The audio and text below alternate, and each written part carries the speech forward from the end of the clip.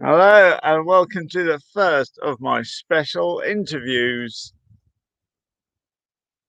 sort of, on the Social Distance Social Club Saturday special.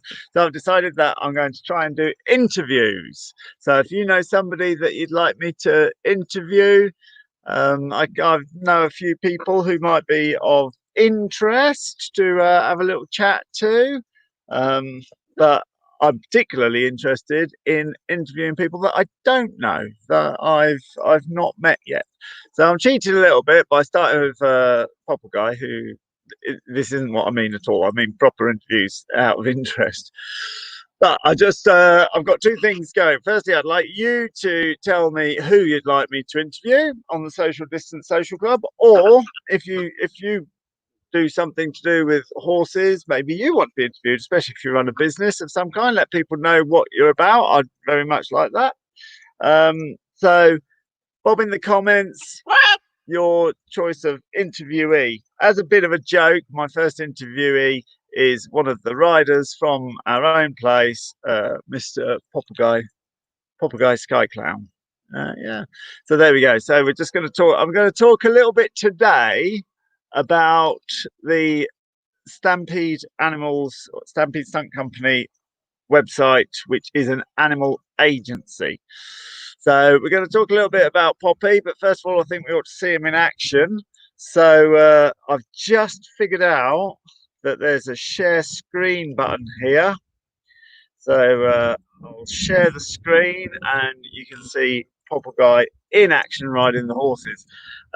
He likes to ride certain horses. You like Smoky Best? Oh, yes. Can you hear me? You'll notice that I haven't got my microphone on, because if I put my microphone on, certain people, Poppy, tend to eat the headset. Also notice that I haven't got a hat on either, because certain people like to pull the buttons off hats and totally wreck. Look, yes, Pop. Yeah, there's a macaw in there. There's a macaw. I know. Look at it. Oh, crazy! Modern technology, William. They are a little quiz. What what film was that line just out of? Modern technology, William. There we are. So you can answer that. Super. So we're just gonna get way blimey. First, oh yeah. Sorry, I wasn't on yesterday. On Fridays, I go and do some go and get the shopping for my elderly neighbour, and it just took ages. So there we go. So the poor old social distance social club suffered. Yeah, Popple Guy likes to ride the horses, but why isn't he in our shows? Hey, Pop, why aren't you in our shows if you can ride horses, which you can? And it's because horses are a domesticated animal, and dogs, and so they're allowed to perform. But because DEFRA has cancelled animal circuses, and the use of wild animals, if you can't have wild performing animals, then you can't have wild performing animals. And although birds are the third most popular pet after dogs and cats, certainly in America, that's, well, I'm saying that, I just read it somewhere and believed it. Apparently, so but they are still the same animal that you would find in the wild. But a dog is not the same animal you would find in the wild. A dog is not a wolf, and a horse is not one of Perestalke's little ponies. They've been bred, and so they're domesticated. These wild animals here, yes, Poppy, are still exactly the same as the ones you would find in Peru or South America or all over there. And the fact that they happen to behave like human interactions and work with humans, it's just a quirk of evolution. They haven't been bred like that. It's just the way that they are, and as a wild animal, he can't be in the shows. However, he can still do photo shoots and the like. So I've just got a little example here. We're very pleased this month. There's a internet influencer magazine called Blogosphere, talking to various people. And this is Nikki Lilly, who you may recognise off Children's BBC. Oh, where am I getting it? There. And you may recognise a certain someone bigging it up on her shoulder there. So Popple Guy's done two magazine jobs or three magazine jobs. But there we are. So if you are a media person or you know media people, and he also got booked to do a documentary about macaws in the wild, and he had to go across a studio that was green screened, and they just wanted the close up of the macaw flying. But then coronavirus struck, and that never happened. Whether it lives again or not, I don't know. So there we go. So we can do filming, we can do photo shoots, but you can't do live shows with a wild animal. Wild, I was livid. Yeah, another quote. What's that one from? Okay, so you got two quotes: modern technology, William, and wild, I was livid. Let me know where they are. So come on then, let's see you in action. These are horsey people. These are horsey people, Pops. They want to see it. So bear with me. First time that I am, well, first of all, I better put the invite link on. Crumbs, I'm gossiping. I'm gossiping away. Okay, lovely. Here's the invite link. Control V. There we go. Chat. So if you click on that link, you can come onto the show. You ask questions about my animals, macaws, horses, rider confidence, everything. There we are. So let's see. Bear with me. I'm going to share the screen. We'll see if we can. Okay, so how does that work? Share screen. Okay, we're going to try that. It says it's got a bug where it might cause the whole thing to crash, but there we are. So let's just do the whole screen. Share the screen. Ah, okay. Okay, can you all see that? Can you all see that screen? There we are. Modern technology, William. And let's get into the videos here. Here's Popple Guy in action.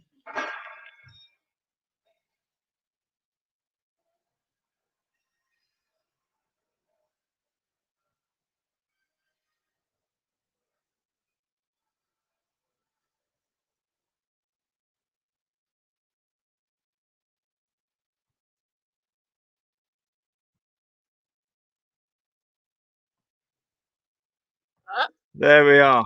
Popple Guy in action there. So that particular clip, did you get the music, by the way, on the video? I just need to know. Not 9 o'clock news. Gerald the Gorilla, Helen Bolden. Well done. Go to the top of the class. Yes, that was the quote from Wild. I was livid, which Helen is about 25 years ago. So there we are. I'm glad that stuck. Absolutely marvelous. Have you just pooed in the fish pond?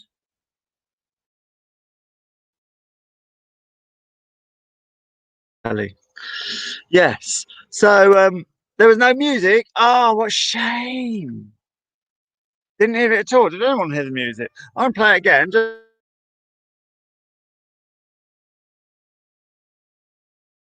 Okay, we're going for it again.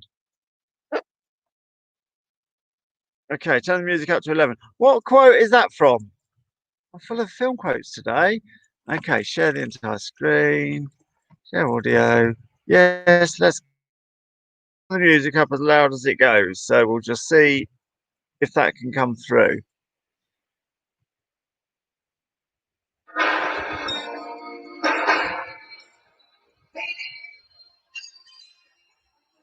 For that matter, can you hear me?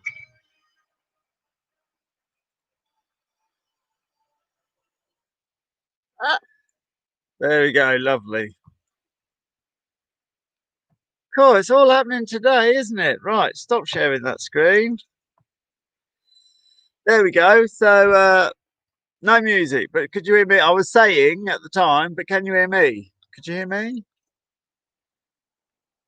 That particular sketch was probably 18 months in the planning.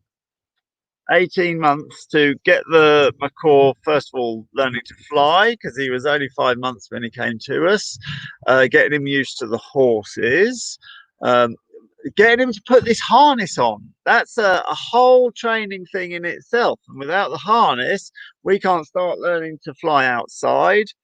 We have to know how to make our way home, don't we? So once the harness was on, I would fly him in the two directions that we come home from, either up to the horses field, and I'd fly him up there, so he was used to that, and out at the front on the cricket pitch, I would fly him there, so he was used to that. Then we fence hopped all the way home and flew in here, round and round. That took ages because he didn't know how to turn, how to bank, how to back wing, how to slow down, how to go up or down. He just went forwards, round and round and round and round and round and round and round until he ran out of steam, and then he'd crash onto the ground. Well, he'd land on the ground, but his heavy beak. Where are you? His heavy beak could pull him forwards, and he'd headbutt the ground afterwards. But it's a nice soft surface, so it wasn't that bad. So he had to learn to turn, to come in. Eventually, after probably six months of doing this, he did learn to fly around and around and around. And then instead of crashing, come in and get a little reward. So we did that. At the same time, we were getting him used to horses. So that was a trick in itself, because we had to get the horses used to him. Where have you gone, Pop? Don't get camera shy now. Oi, come back. Come back. So we had to. I'll be with you in a bit, Joe. I was still talking. So then we had to. I'll shut up in a minute. Sorry about this. Then we had to get the horses used to him, or the horse we were going to use most. We decided on the stallion because he's so brave. He doesn't care about anything. First time we got on the horse and I had the proper guy on my shoulder, well, that was a risk in itself, because if something went wrong, if the if oh, you having another poo? You having another poo? You look like you're having another poo. Yeah. If the horse ran off, or and because the bird flapped, I'd have to be able to let the bird go. So there's no good tying that to me. I knew I would lose the bird because I'd have to let this go. Because if this got tangled around the horse and the horse was panicking, oh, no, wasn't there thinking about. But at the same time, I had to try and hold it, otherwise the bird would fly off. So that was nerve-wracking. Actually, we sort of just did it a bit, and that was good. And then it came time to fly the horse independently. So I chose the correct day, which was sometime in June with a warm night. So if we lost it all night, it'd still be all right, and the night would be short. Just picked my moment that I had nothing on the next day and I could spend all time looking for it. So I needed 2 days in the middle of summer where we didn't have courses and that. So that took a lot of planning. I mean, the planning was ludicrous. And then I flew in first of all with this and then without it. And he just followed the same pattern, came in. And there we are. We had a free flying macaw who was used to horses. And then we tried him with more horses, and the horse you saw on the video there was Smokey. And all in all, that was 18 months of planning to get that little video. 18 months. And every bite size was a bite size. Now, we could have just gone for it. Could have just gone for it and said, oh, it'll probably be all right. And it might have been.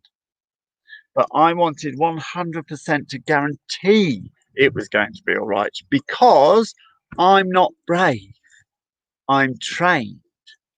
So, but during this process, I put a little meme up of the picture of the parrot on my shoulder. First time someone took a photo, I was looking a little bit worried because so much could have gone wrong. I thought I'd done all the preparation, and in fact I had, but obviously a little bit worried. And is you either need courage or time. If you haven't got the courage to just get on and go for it, it'll probably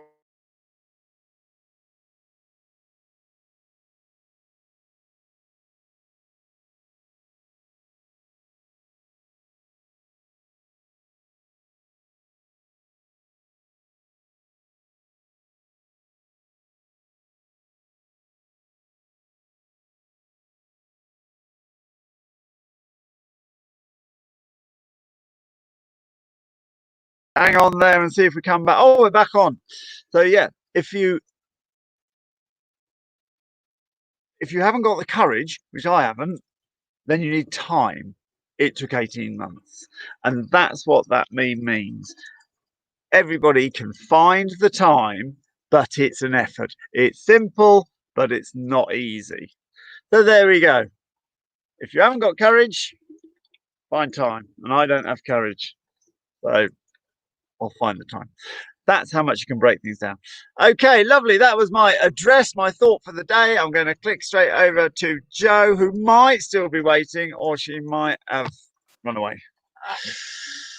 Oh, it looks like you're still there. Thank you for your patience while I waffled on about a parrot. That's all right. Morning. You're on mute. You're on mute. Ah, morning. How are you? Yeah, I'm good. What's herdleader.com? I can. What's herdleader.com? Herdleader.com is my business, and it includes a number of things. I'm a riding coach, I'm a body worker, and I have some products for Sweetitch horses as well. So it's just my name that I go by. Lovely. What area are you in? I'm in South Oxfordshire, near Reading. Okay. And do you travel? Like you, I am not brave, but I do train. Super. Do you travel? Yeah, I can do if I've got a day's work or a couple of days' work, then yeah, I travel around for clinics or body working.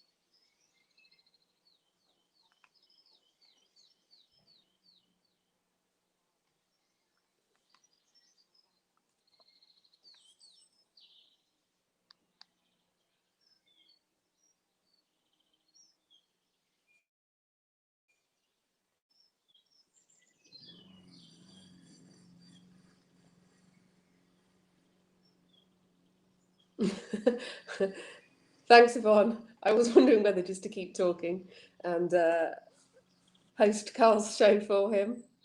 He was just asking me where I'm based, which is in South Oxfordshire, near Reading. And then he asked me if I travel, which I do. Carl, I'm just filling for you.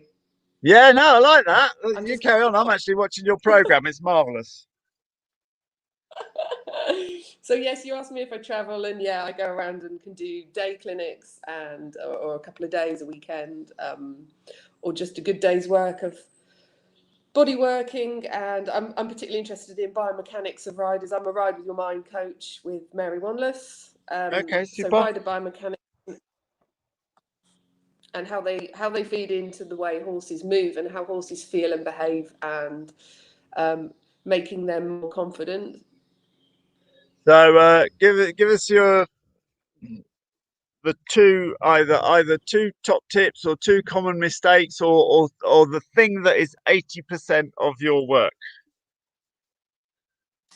I think it's probably similar to you in that people either don't know how to break things down into steps, achievable steps, bite-sized chunks.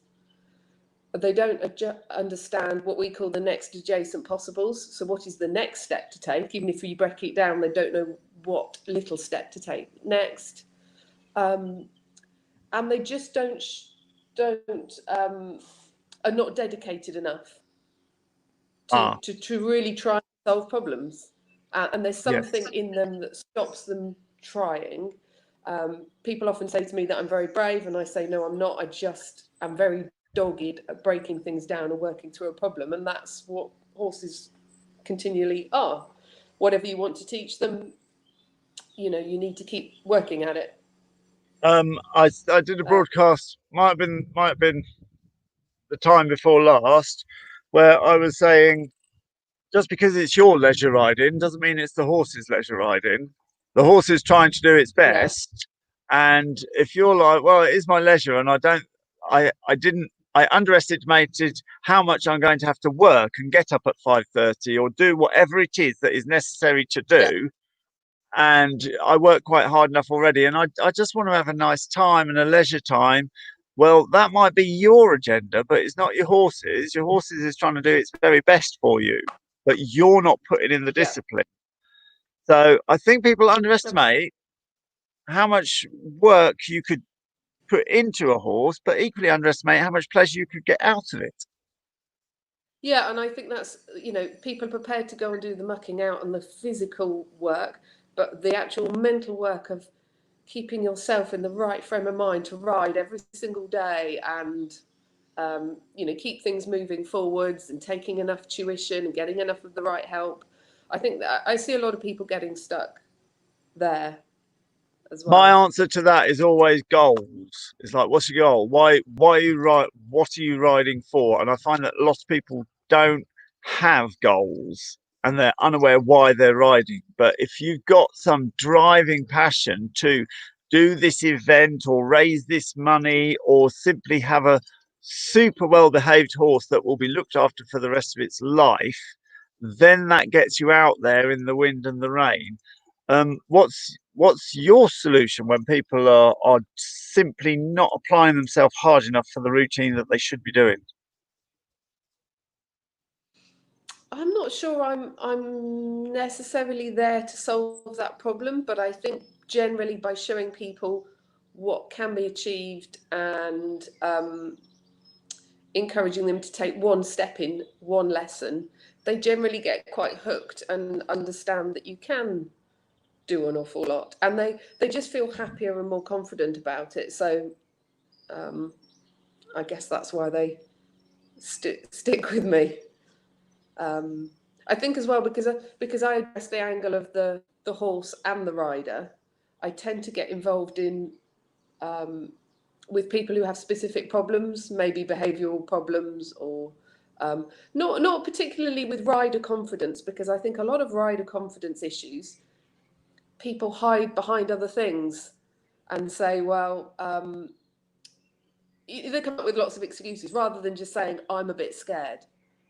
And once you say that, it's quite easy to work on.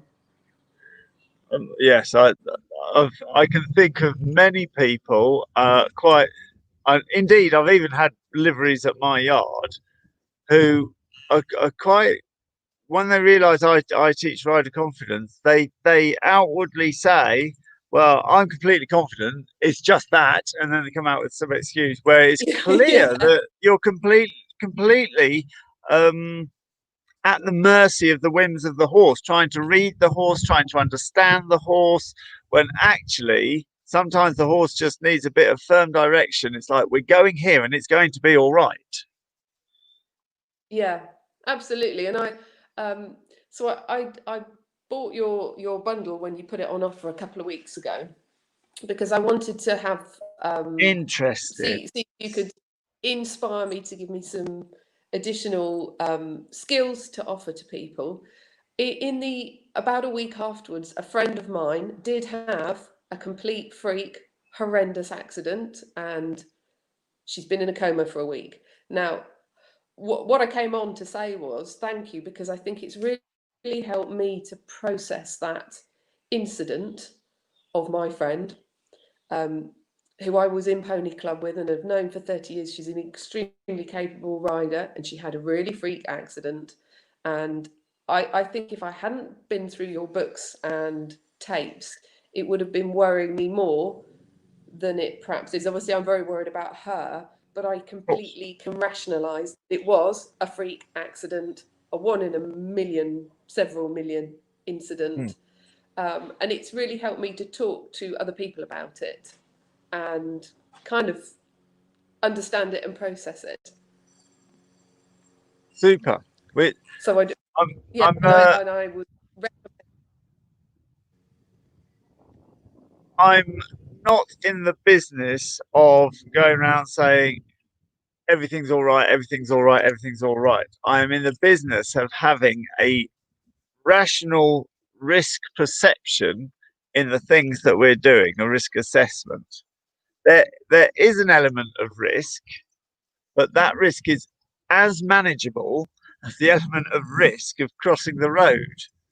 If I look back on my life, I don't want to dwell on the amount of people who come a cropper crossing the road, but obviously there has been some. It's jolly common. And you know what? I continue to cross the road, take the necessary steps to make sure that what happens to other people doesn't happen to me. And you know what? I'm quite happy about crossing the road.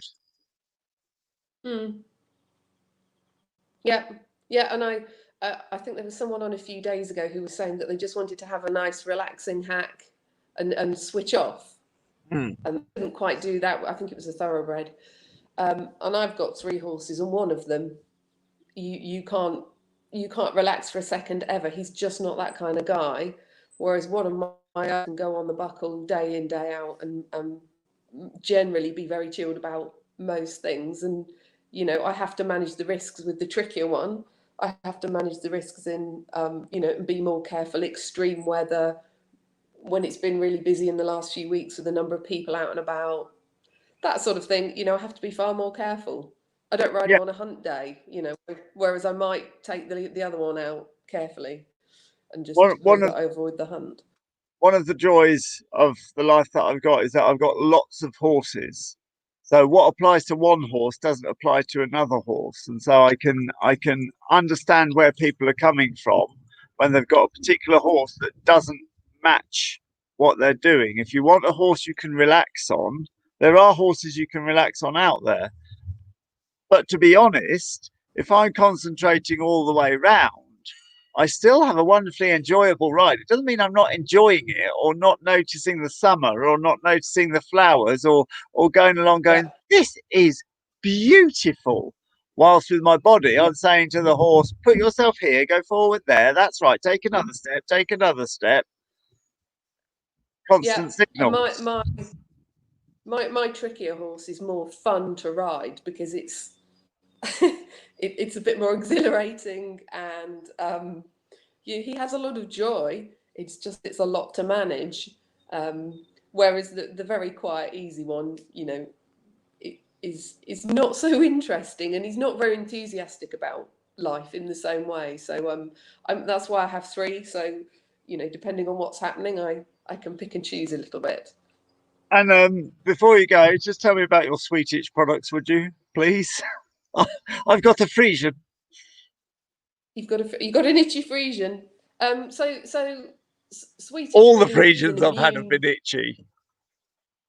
Yeah, it's really an immune issue. So I really encourage people to look at everything in the environment and try and support the immune. Um, the products we make, we have an internal oral thing you put in the food, Uh-huh. and it really helps. It helps to thicken up the layer of skin, Oh, really? and So all it means is that when midges bite, they don't get such an extreme reaction because there's a bit more thicker skin. And then we do a gel and a lotion so that you can apply it in the mane and tail, or put it around their sheath or udders or whatever. And it came about because I had a yearling about 10 years ago. I bought a yearling, and when he got to 2, he got very itchy. And you know, I tried everything, I looked at everything, and fortunate that my parents' business designs and manufactures products for animals. So I would go to the laboratory and say, what's in this? What's in this bottle? Does it have any active ingredients? What should I use? And a lot of products in the horse market are completely worthless, because when you actually look at the active ingredients, it's just water a lot of the time. Yeah, I bought something, I can't remember what it was called, but it was a mix of chlorofluorhydrocarbons or something, and we were spraying it on, and I looked at the ingredients, and it was chlorine and water, and I was like, this is swimming pool water. Oh, we bought a tiny little bottle for 13 quid of swimming pool water. Yeah, it's either I've found products, either most products have nothing effective in them, but some products have harmful things in them, and yeah, it's a bit frightening to actually look into what's in some products. And I bought another one. I'm not. I bought another one that was called the Naturo something or other, full of natural ingredients, and it had this ingredient, and I've forgotten it off the top of my head. And I was like, I've never heard that ingredient before. So I went and looked on Google to see if it had any harmful effects, and it was a byproduct of the petrochemical industry. So quite why that was called a natural. Well, I suppose naturally it's in the ground. Yeah, and I think a lot of consumers are just unaware and don't have the ability to actually look into what things, you know, what ingredients there are in things. So yeah, that's why I started that. Well, one of our very few, if only, sponsor is skincare. I won't say, if he's your competitor, then I won't say the name. But there we are. So we slather it on. That's been my solution. Keep the Friesian rugged up. Don't let it out at dawn or dusk, and just slather on this stuff so that they don't bite. And it works because he's in. But if he was out, his whole face would fall off. Friesian's coming over with absolutely full of sweet itch and spooky things. Yeah, there's a lot of them. Yeah, sadly it seems to be increasing as well. Lovely. So stick your link to your product, so everybody who wants to explore your products or the things that you do. I mean, you do a lot of different things. Just quickly list the things that you do again. There's about 6 different things. So I'm a Ride With Your Mind coach. I'm a Masterson Method body practitioner. I teach various different groundwork, long reining, behavioural, anything you want to teach your horse or change its behaviour. I have a range of products for sweet itch. And I'm also a chartered surveyor, so that's part of my life as well, working in property. But chartered surveying presumably is something that you want to drop? Well, I left my corporate job 1.5 years ago, and I'm doing a little bit of consultancy and a little bit of general business coaching as well. It just seems to be what people want from me. So I do lots of different things. Are you finding gelling all these things together? Business coaching doesn't go with sweet itch lotion. Are you putting up different sites, different pages? Is it just word of mouth? Is it all hanging on your name because you're the common denominator? How are you organising that? Well, I try and keep my property work separate from horse work, which is quite difficult with my name because it all comes up if you if you've got my name. Yeah. But I just try and keep the two things very separate. And then in the horse world, there's a crossover of riding bodywork, riding people's horses, teaching them. Yeah, it all crosses over in the horse world. I've had to give up separating everything and realise that I'm the common denominator. So I had Stampede Stunt Company, which went out and did live shows. I had the National Horseback Archery Society, which did the horseback teaching. I had the Jigotovka, which was the Russian tent pegging. I had my books. And the rider confidence, of course. So it was all getting too much, and I'm drowning. And the animal agency. Where have you gone? The animal agency. So yeah, just drowning under too many Instagram pages, Facebook pages, websites. So now we're down to 3 websites, I think, and I'm just hanging it all on my name now because it's too much to just keep going. So there you go. And people are starting to ask me about interneting my business now as well. So that's something else. So it's easier to just be Carl Greenwood and do it all. Yeah, well, it's not so easy if your surname's Chagosa, which is why I have Herd Leader, because people remember it a bit more easily and say it. Yeah, you do have to work, but once it's there, it's there. Plenty of people laughed at a young actor called Schwarzenegger because they're like, Schwarzer not, Schwarzer what? You need to be Smith. And yeah, so Will Schwarzenegger did change his name to Will Smith. No, I lied. That was a total lie. I don't know why I said that last little bit. There you are. Yeah, so Arnold Schwarzenegger was like, no, my name's Schwarzenegger, and of course now it's the brand. Yeah, yeah. It's just very. People remember my name once they've seen it, but nobody can say it. So yeah, it's no, fine. they need educating. Yeah, you've got a hard job to stick in the first place, but once you've stuck, that's the brand. It really is. Yeah. And of course, people become your little club then because they can pronounce your name.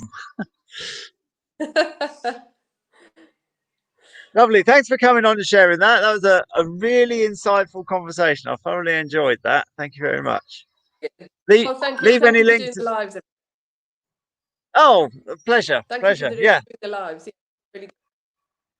Leave your links and people can get in touch. Wonderful. Thank you. Thank you. Thanks very much. Bye-bye. Bye. Oh, I can't find my cursor. There you go. Whoa, that was marvellous. Poppy, you okay? You've gone very quiet. A little bit red. They're also known as the blushing macaw because they get very, very red. Kerry, you were there and then you'd gone. So maybe she got bored, eh, Pop? There we are. So have a little quick look through the comments.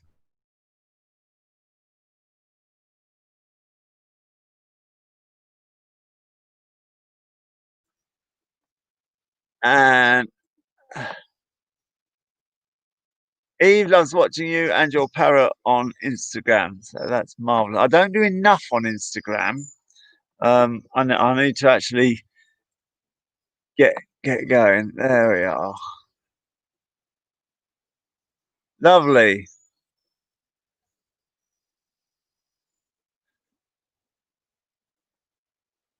There we are. So Kerry's back again. Let's see if you stay back. All right, Kerry, how are you?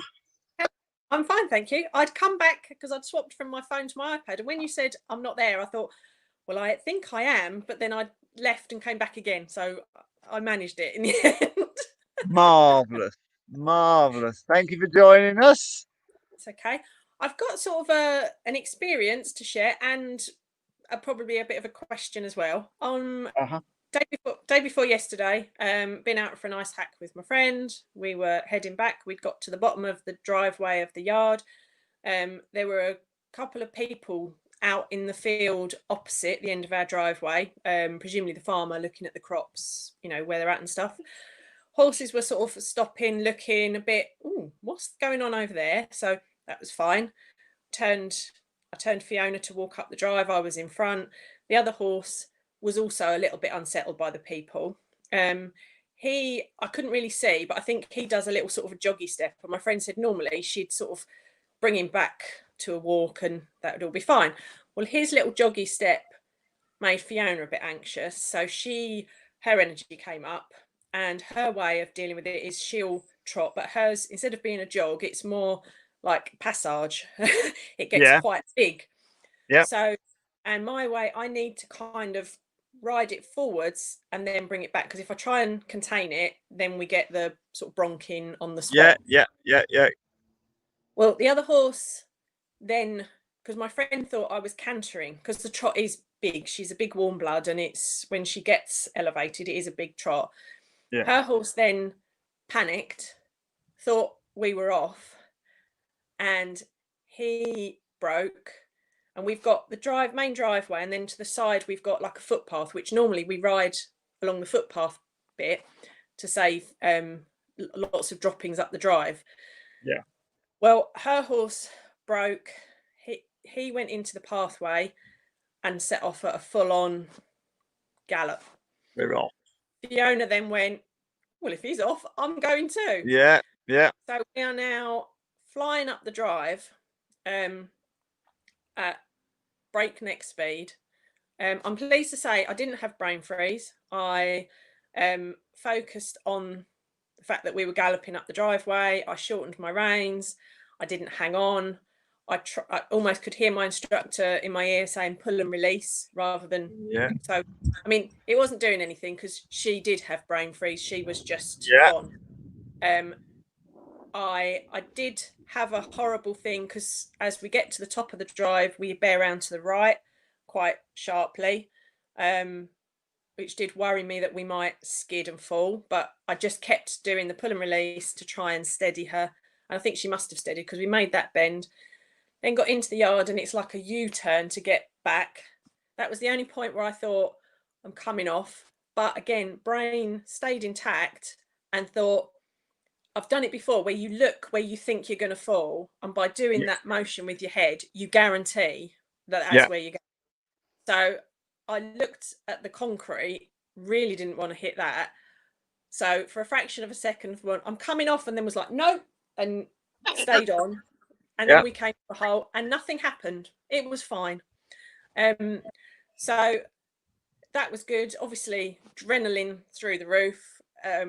Having just had that experience, got off. Luckily, no people saying you were lucky. I knew someone in 1974 had off. So none of that negative stuff. But I was thinking about obviously things that you've said about these incidents, about the shock causing almost a hypnosis. So as I was very nice driving home, because actually the point was I proved I am a good enough rider because I stayed in the moment, I stayed on her, I did the right things, I didn't hang on to her, I didn't fall off her. So I was trying to say all the good positives because I thought, well, if I'm in a slightly hypnotic state, that's what I want my brain to remember. So clever. One thing that I kind of initially did, bumped into one of the other girls at the yard, and she was actually walking back up the drop. She'd ridden out, and I was like, oh, you all right? And she'd actually got off for a purpose. And I said, oh, I thought there'd been another incident. And so I then retold my story. Yeah. Then I realised, I thought, because part of me did want to tell people, oh my God, this happened. But then I thought, at a professional yard, they wouldn't be going on and on about it. It'd just been, oh yeah, that happened. You're okay. Move on. So I consciously came home, and I didn't ring my friend and tell her all about it, and didn't. And then that evening, I listened to your hypnosis because I was conscious of damage limitation on my confidence sort of thing. And I think pretty much I rode yesterday. I did take her in hand down the drive first, down the path, and came up just so that we'd both walked up calmly. then in my head, that was my bite size before I got on. Had a nice hack, no problems at all. It was great. But it was just, is there anything else that you would suggest if an incident happens, again, to kind of try and maintain? Because I did feel a little bit nervous when I got on yesterday. And actually, when we got back, when we came up the drive, I could feel Fiona was a bit, she walked up there a lot more alert than she has done in the past. So whether she remembered going up there at breakneck speed, but my friend who I was with was actually not the same one, and she's on the horse that I've said before. She can switch off, and he just mooches along. So as we came up the drive, I carried on walking, and then every now and again I'd stop and wait for them to catch up. So, you know, it was a nice sedate finish to the ride. It was all fine. But yeah, just, is there anything? I feel I did a lot of good things, but is there anything else that you can think that sort of just to help if there is an incident, what sort of steps to kind of maintain that confidence? I would think back and think, should that happen again, what will I do next time? Yeah. So it could be that if you had a little time machine and could go back, what would you do different to not let that situation develop? You know your horses, you can go through various solutions, and then you've got that in your belt. So if that ever happens again, you've got that sussed. And it may even be practicing that authoritative voice to tell your friend exactly what to do with her horse right now. So that might be it. I think finding the joy and turning up the joy in the fact that even during that exciting episode, you had such a professional head on, I think it is something to be proud of and turn up itself. I think you'd recognise that if I was with you then and we'd done exactly the same, I'd have got off and shown you my shaking hand and said, shall we just go and have a nice cup of tea? Because Which is actually what we did. Good. Because when our bodies react in the way that they should, it can just be a point of interest, and that can go to your nervousness the following day. Of course, we've not magicked ourselves. Something happened, and it can just be interesting. So look at that, bloody hell! And then you're absolutely right that a professional would have been, oh, bloody thing ran away from a tractor, and that would be it. And they'd come out the next day. Oh, we'll get on that thing. Bloody ran away from a tractor, and so obviously they'd feel a little bit funny for a day or two. But I think you just living in the joy that you did everything absolutely correctly and stayed in the moment and avoided falling off by a healthy, helpful attitude, more than positive, because we're in a negative situation, but an absolute crisis management attitude, and just being super proud of that. Gratitude doesn't live with fear. So you can either be grateful or you can be fearful. So if you choose to look back at the situation and be grateful that you've now got this ability to do crisis management, be grateful that you actually physically avoided doing anything other than the ideal thing to do, be grateful that you trusted the horse to get round the corner if it didn't, just be gratitude. Yeah. And I have to say, there was an element of me that, looking back, I get that little zing, and it's excitement. It was like, wow, that was pretty. Because I've been using the Equilab app, which tracks where your rides are, and it shows when you walk, trot, and canter, and it shows that we made it up the driveway. I don't know how long it's not the longest in the world, but we made it up the driveway and round into the yard in 34 seconds. Super. So yeah, it's a little bit of excitement rather than And Yeah, the way bit. you're telling the story is a very even, flat way of telling the story. Your embellishments aren't there. So it's a story that you're telling me and the audience, and you're as much dwelling on the positives as you are on the negatives, and that's super. It's exactly the way you tell a story about when you fell down the escalators. Yeah. Yeah. As I So was yeah, driving home, there were a couple of people that did stupid things. Someone nearly pulled out in front of me, and there was a couple of things that I thought, I'm having to do the exact same things at those moments as I did when I was on Fiona flying up the drive.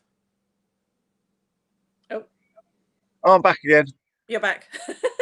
I'm back. Yeah.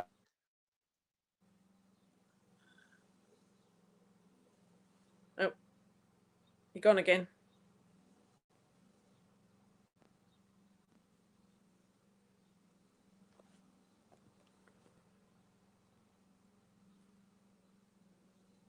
Designs and manufactures products for animals.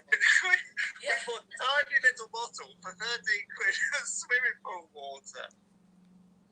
Yeah. Yeah.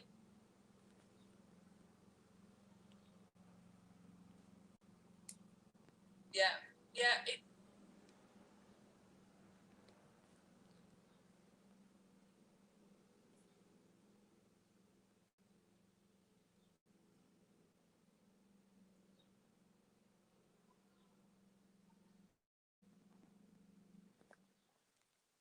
Ah, Hello, I'm here back. it comes. Hey.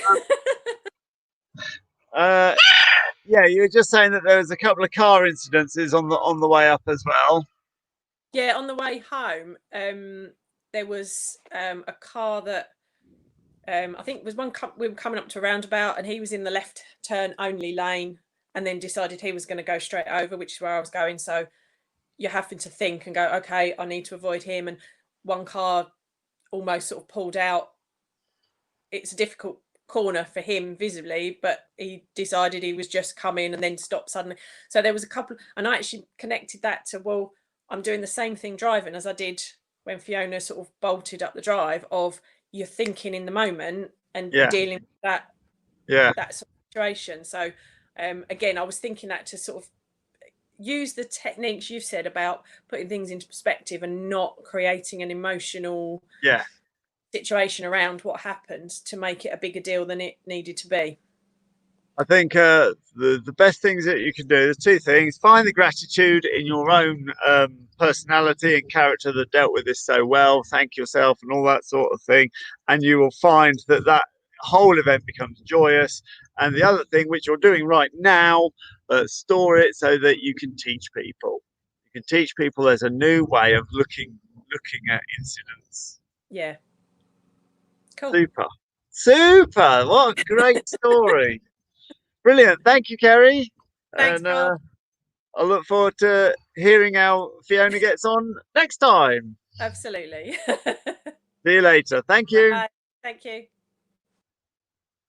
There we are. Sorry about that. Oh, yes. Well, there you go. Come on then. Should we get on with something? There's clearly things going on behind me, and they've left me out of the way. So don't want me left behind. I'm going to go and do something. Thanks, everybody. See you later. See you tomorrow. No, not tomorrow. It's Sunday. See you Monday.